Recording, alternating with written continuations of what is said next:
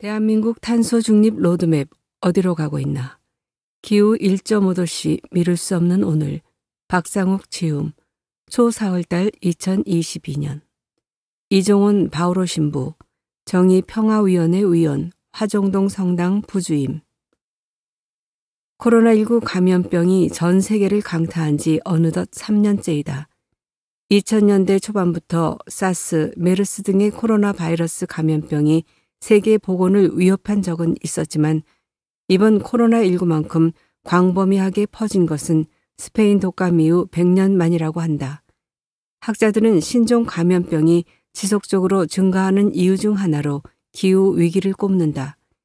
기후 위기로 빙하와 동토가 녹으면서 얼음 속에 갇혀있던, 그래서 인류에게는 알려지지 않았던 새로운 바이러스들이 계속 등장할 것이라 예측하고 있다. 기후 위기의 위협은 이제 더 이상 피할 수 없는 현실이 된 것이다.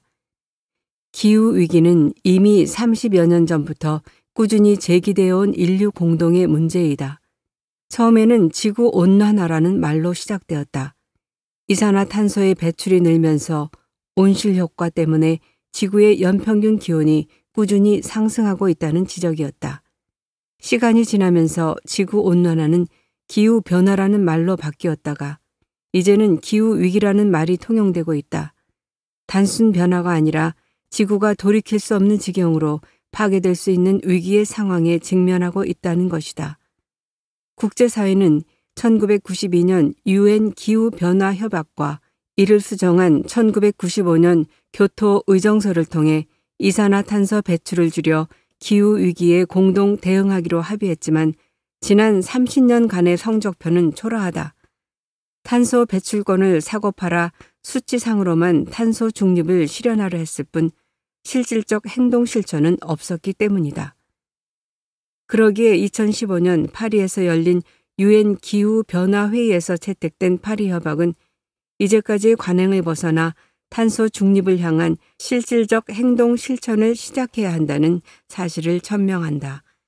지구 연평균 기온을 산업화 이전 대비 2도씨, 이후 1.5도씨로 조정, 이하로 유지하기로 하고 협약 당사자 국가들이 온실가스 감축 목표를 스스로 정해 국제사회에 약속하고 이 목표를 실천해야 하며 국제사회는 그 이행에 대해 공동으로 점검하기로 한 것이다.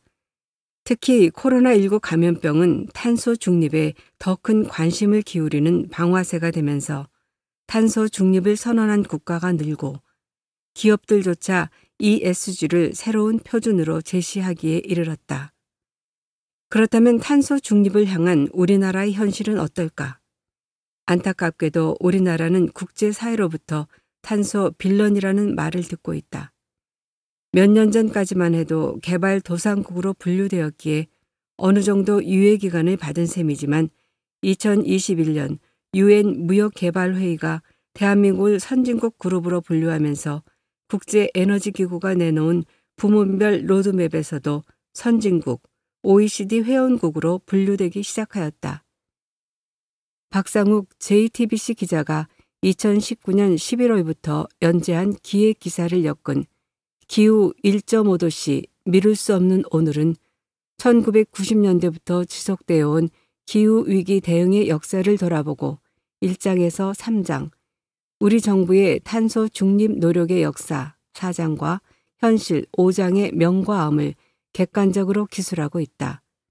저자의 평가에 따르면 우리나라는 겉으로는 국제사회에서 목소리를 내고 녹색 성장과 글로벌 목표 2030을 위한 연대, P4G, 정상회의 등을 개최하는 등 선진국에 어울리는 모습을 보이지만 안으로는 탄소 중립을 향한 여정을 급박하게 준비했다.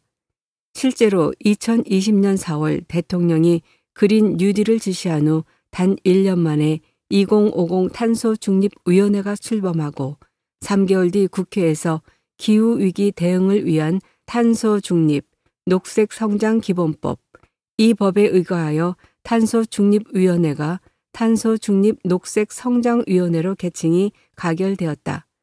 1년 반도 되지 않은 시간 동안 위원회 출범, 법안 가결 및 감축 목표 제출까지 이루어진 것으로 탄소 중립 선언은 그야말로 시작에 불과합니다.